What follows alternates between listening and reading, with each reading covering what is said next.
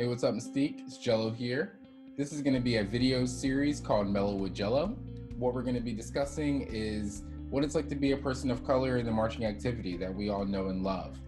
We'll be discussing funding, music, experience, exposure, and a lot of other things as well.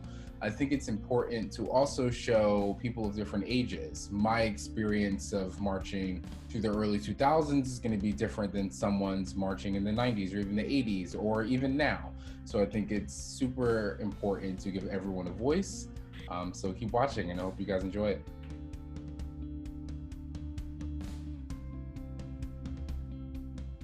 Yo, what's up, Mystique? This is another episode of Mello with Jello. And today we have William Allen on the mic, and this one should be pretty good. Pretty excited about this. So I'm going to have him just introduce himself and some of his credentials, and we'll go from there. Yes, sir. Well, I appreciate you having me on. Let me say that first of all. And it's appreciate you reaching out. It's good to meet you. Yeah. And I guess a lot of guys really don't know me. I am AKA the first captain of Music City Mystique. I marched, let's see, our first years, 95, 96, 97, and I also marched in 98. The last 3 years I marched. We won championships, which was awesome. Everybody knows Gwaltney. If you don't know Gwaltney, you know what? I know everybody knows Shane Gwaltney, but I marched with Gwaltney. So I'll just say that, and then everybody be like, really, you marched with Gwaltney? Yes, I actually marched with Shane Gwaltney. So, and some other great players as well. The first year we won that championship, I was on snare. The second year I was on the tenor drums. And then that last year, I was actually in the front ensemble. I didn't know what I was doing, but I made it work. What I'm doing now, you'll see it on YouTube. My channel is actually William Allen Sports Talk. So if you look it up, you'll see me on there, try to do my thing. I mean, I just love talking about sports. So that's what I'm doing now, aside from my other job that I'm doing, which is I'm in transportation, which I make really good money doing that. So, but that's pretty much everything that I do. I got a little girl, she's 5. I'm married, of course. I actually live in Dallas, Texas, north of Dallas, actually the city of McKinney, Texas. So wow. That's actually where I'm at right now. It takes me about 40 minutes to get to work, but I don't mind because I enjoy living out here where I'm at. So nice. But yes, sir. Okay, so before we get started with the topics of this, what is your favorite Mystique show that you marched? Oh man, my favorite one. I can tell you. They're all interesting. I'll just say that because the first show that we did, Don Click, back when he was, him and Chris Finnan, back when they were leading the whole shebang. The first show was like Yanni, which I thought, I didn't know anything about it. And that's the thing that's so cool. They introduced me to a lot of music that I haven't really heard before. And these guys were different. I mean, I went to John Overton High School. Let me just say that. Okay. So I went to John Overton High School. I know a lot of guys that, if you're from Nashville, you probably heard of it. But that's back when Miss Davila. I'm not sure if you guys. I'm sure. I don't know. You guys know Lalo Davila. Yeah, for sure. Percussion guy, MTSU. I also marched the MTSU for 2 years. Okay. And his wife was my instructor at Overton. But getting back to, I just want to talk about, it's an experience. You have to talk about the experience because the first show was Yanni. Like I said, they introduced me to this new thing, Yanni at the Acropolis, and it was crazy. It's like dun, dun, dun, dun, dun, dun, dun, but anyway, it was cool. It was unique. It was fun. I think we got like 4th place that year. But still, it was a great experience. But was that my favorite show? Probably not. I'll probably have to go with let me see. Man, I have to say like the year that I played tenors. I actually played the tenor drums with I don't know. Do you guys know Carson Carr? I don't think I know the person. No. Okay. And the other guy was Patrick. Yeah, because we're old heads, But so I was actually a snare drummer, but that particular year I was just asked to kind of come on that side of the board because we needed to fill in some guys on that end. And I had a little bit of experience. I knew how to just, play them, but Right. I'd have to say that year was the funnest year because it was different. It was, I'm playing like all over the place, like, I'm all over the place with these drums. It was awesome. So I'd have to say that was the funnest year. My second year was great because that's the first year we won the championships there on snare. That was great, but I have to say that tenor year was by far. Yeah. Dope. Okay. Yeah, Nice. I know definitely. that some tenor drummers are probably like, that's what's up right now. Oh yeah, man. Hey, tenor, hey, I didn't even know about that side of the whole game because I was so used to just, being a snare drummer. You're just right there in the middle, and Right. everything is just right there. And so when you kind of go over here to the side, it's like, you're over there, but they don't know how we're jamming over there. Tenors get down too, man, pretty hard. So. Yeah, they definitely do. All right. Okay, so what was it like marching in Mystique back then as a person of color? Oh man. You know what? To be honest with you, at that particular time, I think I was so wrapped up in trying to just be the best drummer. I just felt like, the type of person I was, those type of things didn't really bother me specifically, Sure. but it didn't really catch my attention until I had one incident when we were actually at Chris Finnan. He's one of the guys that was leading Mystique at that time. For sure. And we had it was like a pizza night or something like that. It was like I think it was like a Friday night. It was like pizza. Everybody's go over Chris's. I had never been over there, and so I ordered. I had my own pizza that I specifically wanted, so I ordered one.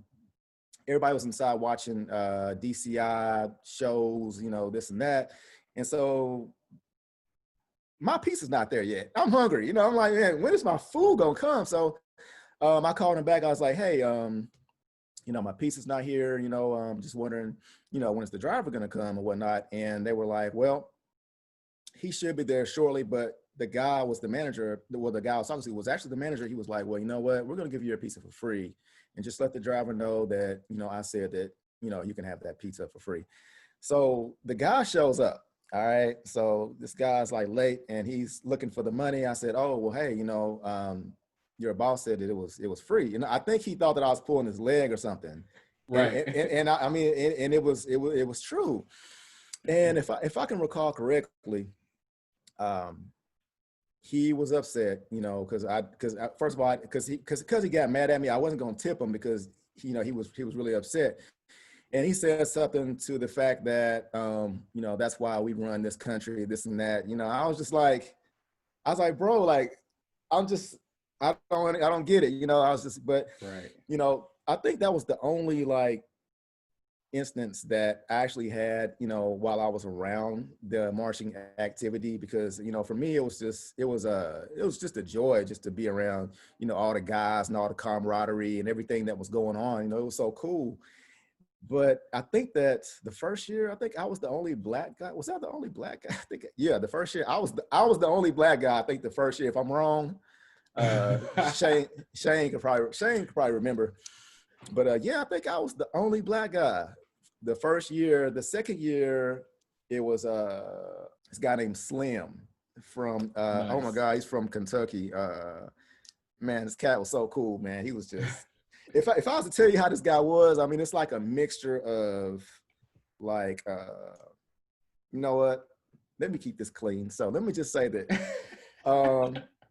he was down for anything and everything. I'll just put it to you like that. So, but yeah, him and another guy named Keith, he went to Mount Juliet. I'll say that. It was three of us the second year. And after that, I don't really remember there being any other black guys in it.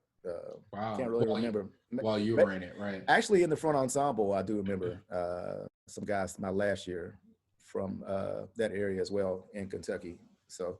Okay, dope. And a black girl, yeah. Nice. Yeah, I'm gonna rewatch all of these shows and like have this in mind. It's pretty interesting. Cool. Yeah, and that's been kind of the consensus when I'm talking to these Everyone from Mystique is just like, when we were at Mystique, we were there to play, and that's like all it was. So I think that's, really just speaks volumes about Mystique as an organization, and me coming from the north, coming down to the south, it was definitely like somewhat of a concern. Like Mm. I was in the marching activity already, but I wasn't like living in Tennessee. You know what I mean? It's different when you're in drum corps and you're traveling. You're not really living away from your home. Um, so yeah, that is really awesome about Mystique. um, Absolutely. so did you ever have anything weird at like Overton, so to say, like just being a person of color in, just going to Overton or being in Nashville at all, like being in the South? uh, you know what? I was tested a couple of times. I think people, because I was I'm about 6 foot tall. Probably weigh at that time. I think I only weighed about 135. I mean, I'm talking. I'm still like thin now, but at least now I'm like 175 versus like 145 when I was. Mm. Cats, they wanted to kind of try to test me a little bit, but it wasn't necessarily the drumline guys. It was guys like just out, maybe in the band. They would try to test Mm-hmm. me. And there was one guy I actually laid into him. I actually did. I shocked the world on that. I'll just put it to you like that. I shocked the world on that day. And after that, people kind of knew like not to test me. They was like, hey, this kid's got metal, man. This guy's not playing around. So, but I didn't really, my sister was actually a cheerleader. She was actually 2 years ahead of me, but she was really popular. So a lot of people knew me from my sister, and I never really got messed with, too bad. I had a couple of friends that played football. Some of them played basketball, and I never really had it to where anybody said anything or called me the N word or anything like that. I've never had that happen to me before, but it did happen later in life is when really I experienced much more, uh, sort of say, on that topic, as far as experiencing racism. Mm-hmm. If I was to expound on that, actually, when I moved down here to Dallas, I started to notice a little bit more, especially in the terms of going in grocery stores, where I noticed that, sometimes a woman wouldn't even want to come down my aisle because I'm in the aisle, and it's like, Mm. I'm just thinking, do you want to get these beans, or am I scaring you away from getting these beans and chips? But Right. but you could just tell, like, sometimes I think that it's just where people's minds are. Are you, um, are you more so are you, I think it's just a mentality. Some people, just their mentality, maybe because they haven't been exposed to different cultures, maybe it kind of scares them a little bit. But as Sure. far as when I was at Overton, I never really got tested, too tough or anything like that. Like that. Right. Okay. Yeah, dope. How do you think we can get more people of color into the just the arts in general, but the marching activity specifically? That's a great question, and to be honest about it, I think that it's not exposed enough Mm. in those areas. I think that in a lot of the Black communities, their march, when they go to school, like their marching style as far as band and things like that, they're doing a different style, high stepping. Right. But something I have learned is from these guys are actually learning how to play drums, like instead of just doing the little standard tap. I mean, these guys are learning like tricks. They're learning how to roll, how to do, Yeah. touches, slam tap. They're learning how to do all this stuff. So really, I think now the talent has grown overall across the Mm. board. I think it's just a matter of someone just actually, going there and actually just talking to, the different groups, the different drum lines, and just saying, hey, this is what's going on here. Anybody interested, or, just kind of talk it up. And I think that's really the only way you're going to expose it and get it out there Mm. to those groups. Maybe you can, go to their band room and maybe put some things on the, I know there's like a bulletin board of maybe dates and things like that. And, Yeah, that's interesting. Yeah. so, um, it kind of shocked me because I think the movie Drumline, it kind of woke me up a little bit because I was like, oh, okay, these kids, okay, so they know, so they know how to play all this stuff. Because I'm used to looking at, watching TSU. Every time I saw a TSU game, they weren't really getting into too much of Like having chops, technical, right? right? Having chops like that. But yeah, I think that's a good way. You just have to reach out. It's like you're going door to door, but you're just going, school to school, and just, with the permission of, the band director or the percussion instructor, maybe they will let you talk to them and just share, your experience with it and just talk about it and see if anyone would be interested. Right. Yeah. Just literally just go into the schools and, maybe playing some videos, handing out some music even, just to, because the music is also very different within those areas, Right. and compared to, Brentwood High School, Um, so yeah, that's interesting. Yeah. I think that's something that is like an actionable, like that we can really do, it's something that's pretty Yeah. easy. I feel like, um, yeah, just making those Right. connections. Because sometimes it's about actually just reaching out. Like, some kids really don't know until you actually just reach out and actually you're actually standing there right in front of them and just talking with them, like just straight up and just telling them, hey man, have you checked this out yet? Man, you might want to check this out. This is cool. And you're right. You show them some videos. You show them like I went to, matter of fact, I'll tell you a show that shocked the crap out of me last year. There's a movie called, I think it's The Greatest Show on Earth with is that Okay. Mel Gibson or something? Have you seen that? No, I don't know what you're talking about. No. Really? Oh No. man. Okay. So matter of fact, I just want to make sure that this is the movie. I'm gonna talk about it, but I'm looking at my phone, make sure I got it Yeah. on Voodoo.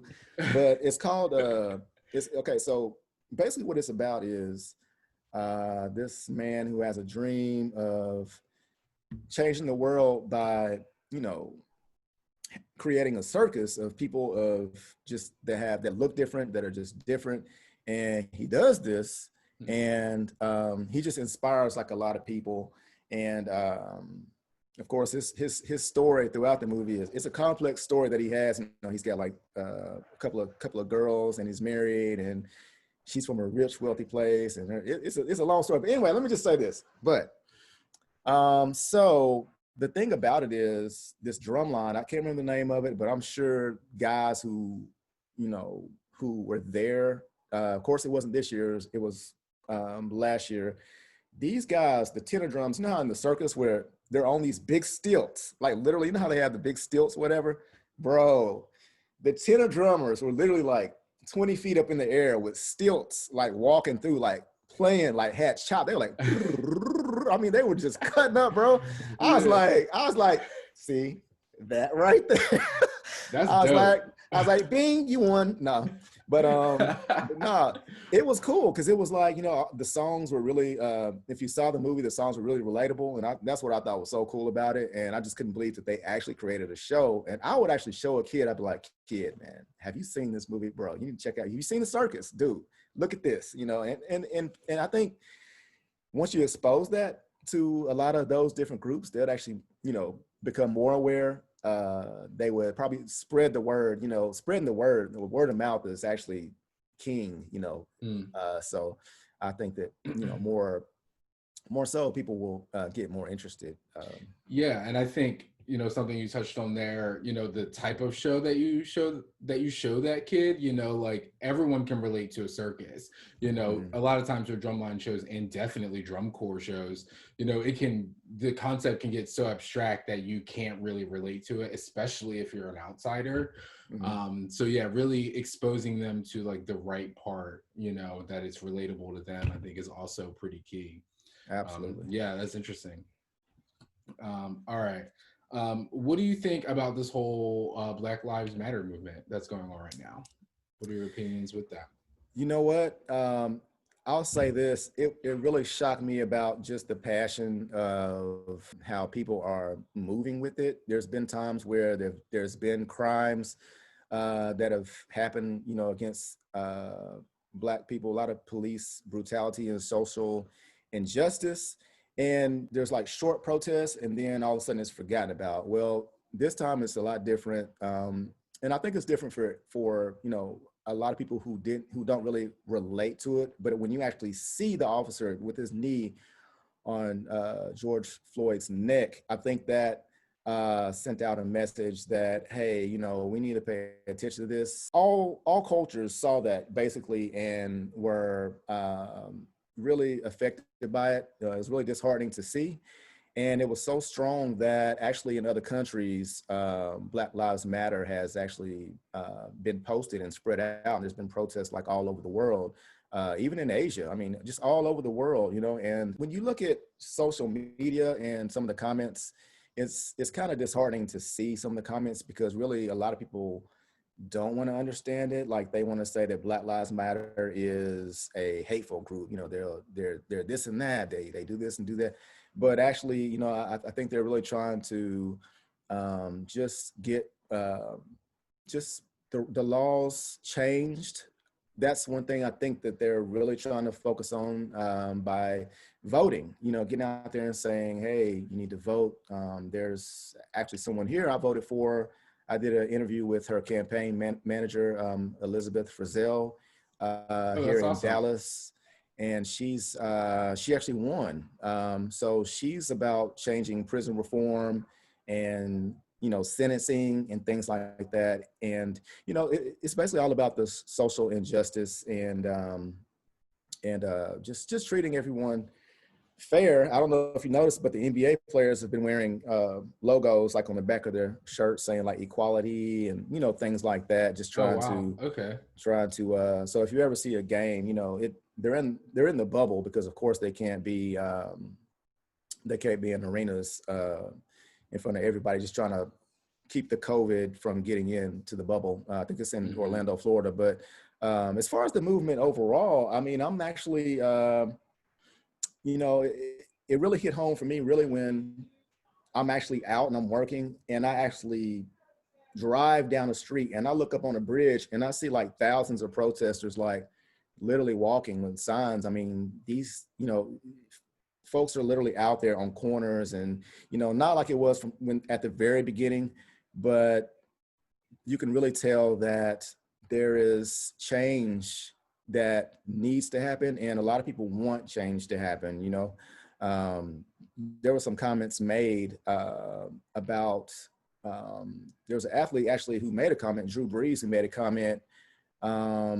He was saying that he didn't understand. And it's funny because he's a quarterback for the New Orleans Saints, and you're in a locker room full of black guys. And, he made a comment saying that he didn't understand, something, and it was tough because he caught a lot of backlash because, his father he's in World War II. And he was just saying he cared about the flag and this and that, but, trying to bring about a positive change. And so many people are trying to say it's about the flag. When Colin Kaepernick took a knee, he was just saying it's about social injustice.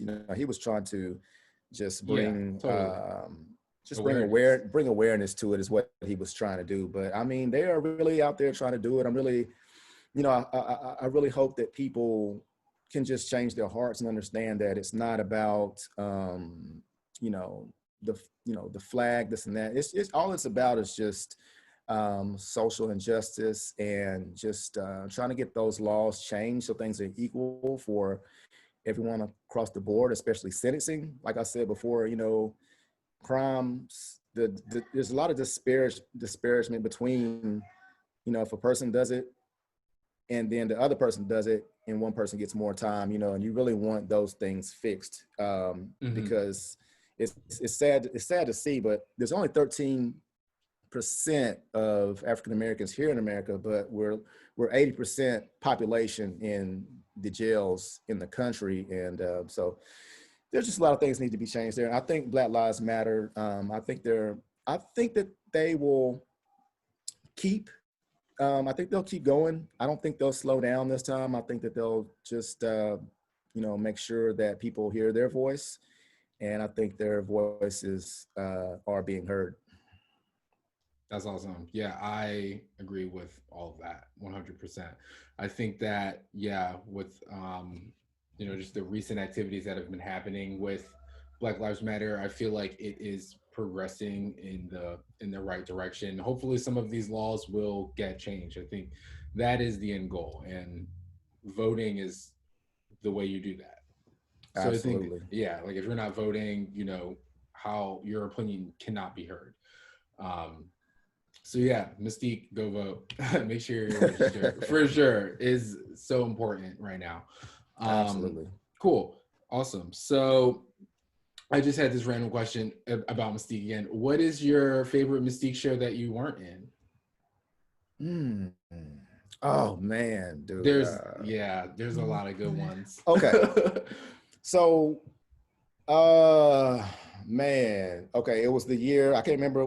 Was it like 2000? I want to say 2005, maybe.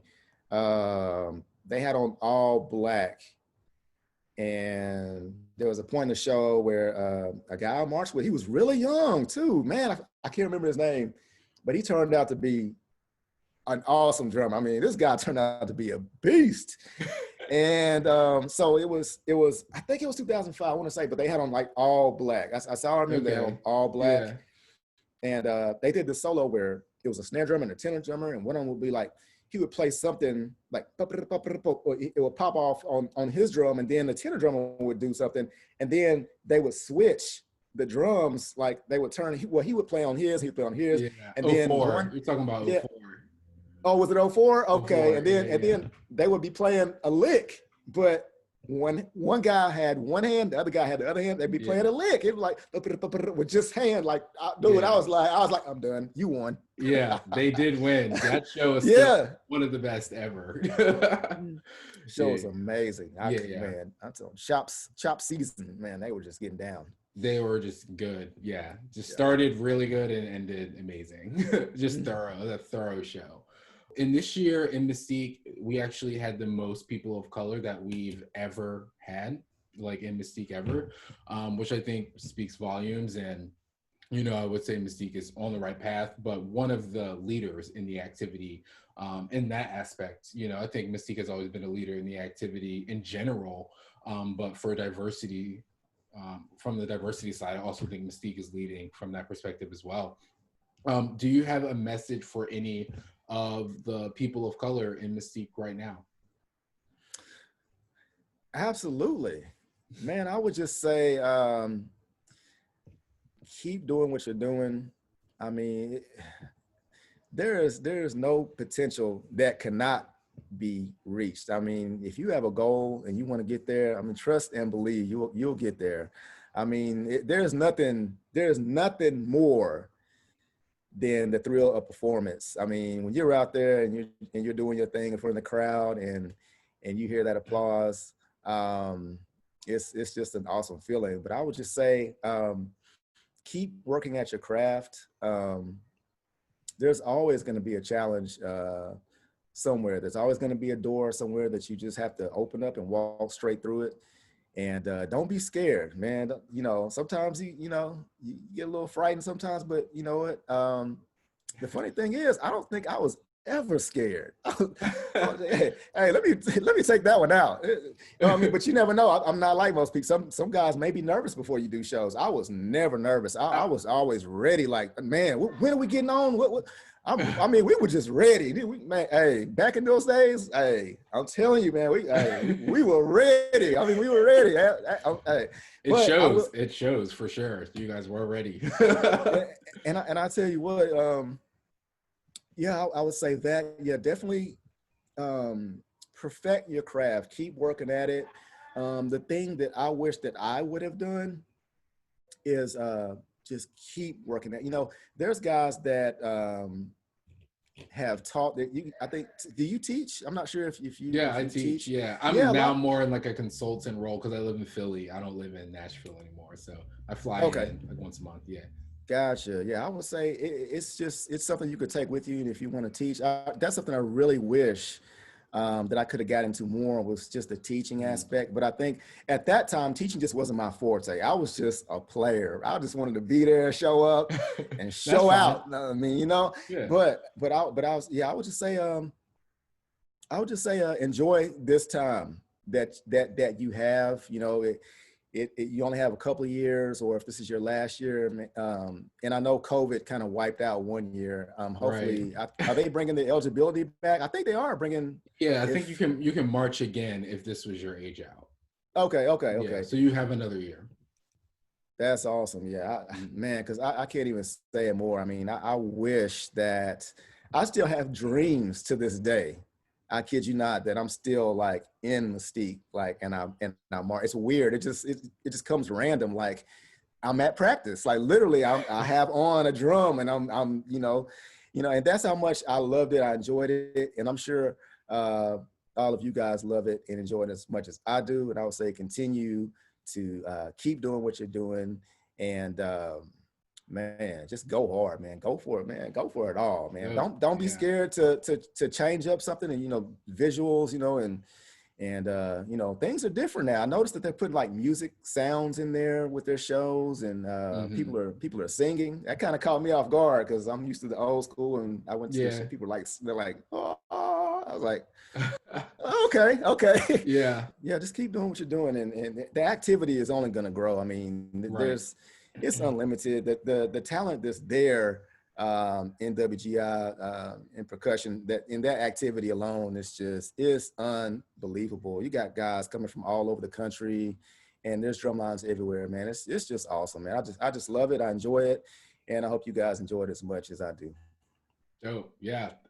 Thank you very much. Yeah, that was awesome. And it's interesting because I doubt anyone in Mystique, for the past recent years even knows really who you are. So yeah, I think a lot of people will appreciate this. Yeah.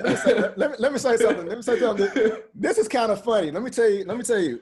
Okay, so when I was telling you before, like I went to Dayton, like my last experience, I couldn't catch up to Gwaltney for some reason. It was like the day before the championships. I guess some of the staff members, I guess they just kind of chilled that day. So some guys I wasn't able to catch up with, but I was there just by myself. And because I don't know any of the guys, I don't know anybody there. Like I knew nobody. Don just happened to walk up out of the blue nowhere. And I was like, Don, like, it was just good to see. I hadn't seen this guy it's been like 10 years, like 15. And so, it was funny because I didn't really know anybody, but all I could do was just kind of watch and just be like, you guys are freaking awesome. I recorded it. I think they had on like the purple. It was like the purple and white. It was like purple and white uniforms. If you yeah 2019. Yeah. And they didn't really know who I was, but I just wanted to be there and I'll continue to go back and visit. And next time I go, I'll definitely introduce myself to some guys. that being my first time, I was just kind of chilling. They would love it. Oh my gosh. Because there was a guy standing right here. A couple of guys would always turn around and look at me because I had on this Chicago jacket, I had my shades on. I was cooling. I was chilling. They would look at me like, who's that guy? I was like, so, but next time I do come, I'll definitely make sure that I introduce myself to some guys and try to talk to some guys. Definitely. Yeah. Absolutely. It would be, they would talk your ear off, asking you questions. Yeah, rightfully so. Well, I don't know if you have any last words or anything, but those are all the questions that I had. But if you want to say anything else, please just talk it to the mic. Oh, yeah.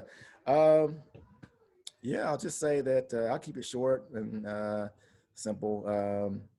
I just enjoy you having me on. I will say that. And keep doing what you're doing, doing a great job. And I'm on YouTube, William Allen Sports Talk, if you want to check me out. I just started doing these podcasts, but I enjoy doing it. Okay. I love talking about sports and doing a couple of interviews. And I only get on there probably about every 2 to 3 weeks, maybe.